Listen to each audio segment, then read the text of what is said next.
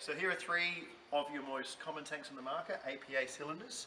Their markings will be slightly different and in slightly different positions on different plaques. So as you look underneath the valve box here, you'll see underneath model number, water capacity, tare weight, and on the very bottom line here you have the date of manufacture. Here is an example of what a test station will put on it when it was tested. So this was tested in the 6th month by test station 308 in 2008. So it'll be good until 2018. So this is your newer model. An older model, same model tank.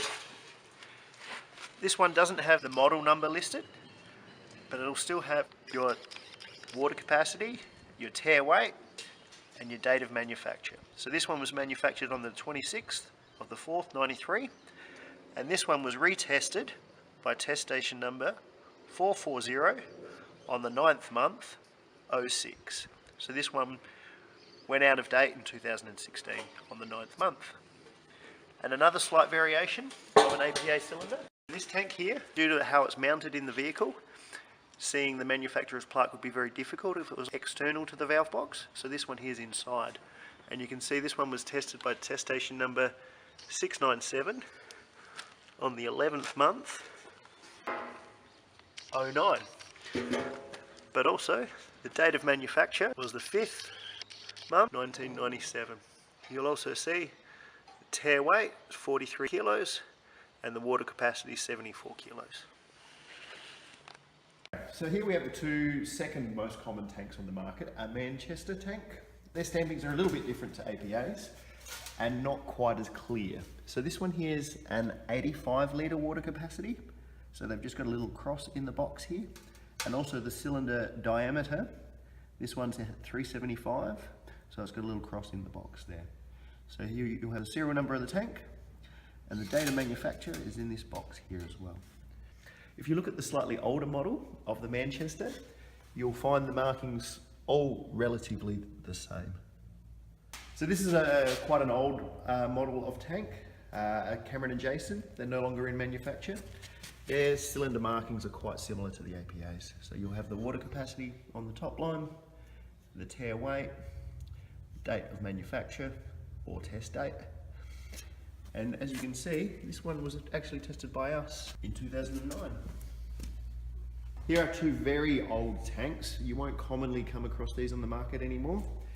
These are no longer manufactured, but for educational purposes, we'll quickly have a look at them.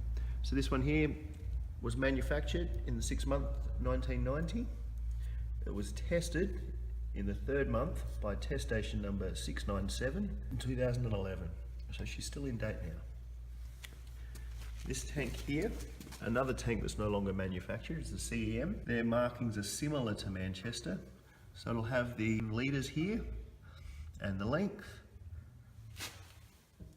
Here's your serial number, and it'll have your date of manufacture with stampings here.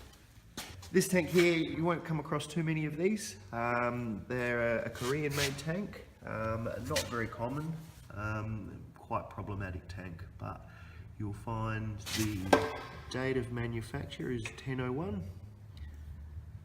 The water capacity is 84 litres, and often you'll see us refer to serial pad for the stamping or for the serial number, which you'll find just here. Donut tank, or technically it's a toroidal tank. A few different manufacturers of these, their plaques are all very similar. So if you look inside the hole of the donut tank, the test date will be the year that it was manufactured.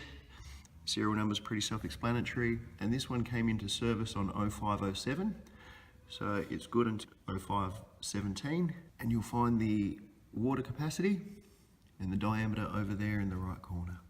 So this here is a Ford dedicated station wagon LPG tank. The markings on this tank is in a very silly position, and you'll have a lot of trouble finding it whilst it's fitted to the vehicle unless you have a camera on a bendy pole. But here is the serial number, test date is on the top line, water capacity, and the tare weight's not listed. This specific model and the factory fitted, you're probably better off going by the compliance plate under bonnet, because it's just extremely difficult to fit. If I test these, I'll usually mount my plaque on the bottom side of this lip, or here, or here. So it is a bit of a problem finding these ones in date. And I've found that other test stations tend to mount their plaques to the stone shield or something like that. So that one is the sedan.